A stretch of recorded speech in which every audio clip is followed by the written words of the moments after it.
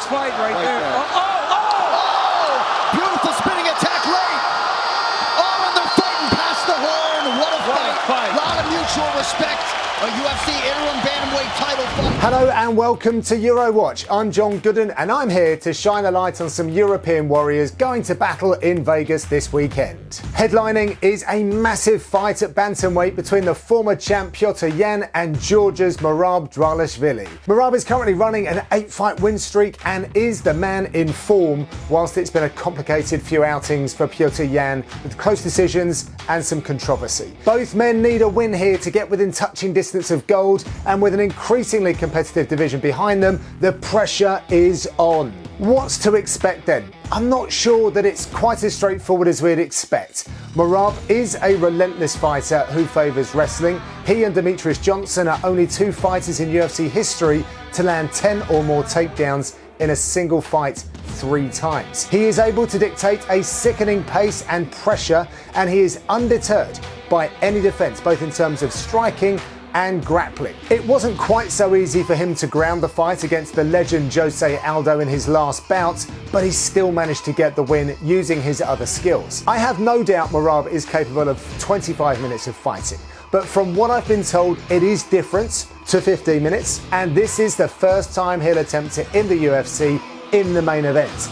Add to that, Petr Yan seems to turn up the heat in rounds 4 and 5, so he is a proven fighter at that level. The former champ Petr Yan is simply deadly. He owns the most knockdowns in bantamweight history with 10 and currently has the highest takedown defense at 90% for active bantamweights. 4 of his last 5 fights have had UFC gold on the line, and his huge fight with O'Malley was the source of much discussion around judging and scoring, with 25 out of 26 media members scoring the fight for Yan on MMA decisions. His fight with Corey Sandhagen is one of my favourite bantamweight fights ever, and it really showed Yan's skill level but also his intelligence. I cannot overstate how important this fight is, and I really believe it will be a highly technical bout between two very gifted athletes. You wonder if Grant might think about a shot here and a level change. Oh, that'll work! Dangerous Davy Grant walking him off tonight! Dangerous Davy Grant is back to entertain us this weekend.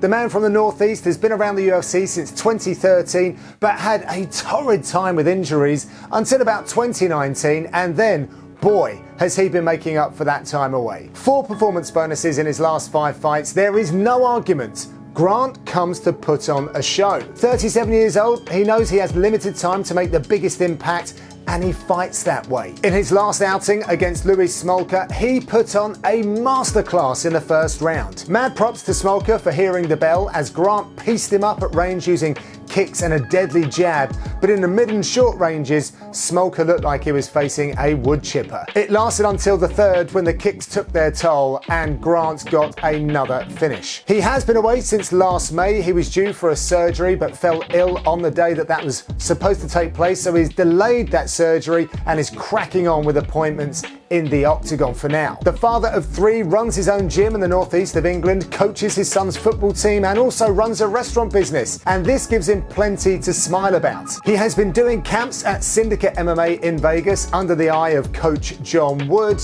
while staying at the home of Vince Morales. Grant told me he has been working really well with Merab Dvalishvili this camp and loves the vibe at that gym. He gets Rafael Assunção this weekend, an old favourite of mine and one who Grant is excited about. He called him a big name who comes to fight and the kind of fighter he needs to propel himself into the rankings. Assunção, who also trains out of Vegas but this time with Eric Nixick, put in a good performance last October, showing many facets of his bullying MMA game. Grant told me the MO is the same as always. Try to get the knockout and land a bonus, and when you consider the styles in this one, I think some bonus money is on the table. You can catch that fight and more on UFC FIGHT PASS. Enjoy all the battles this weekend, and I'll see you very soon.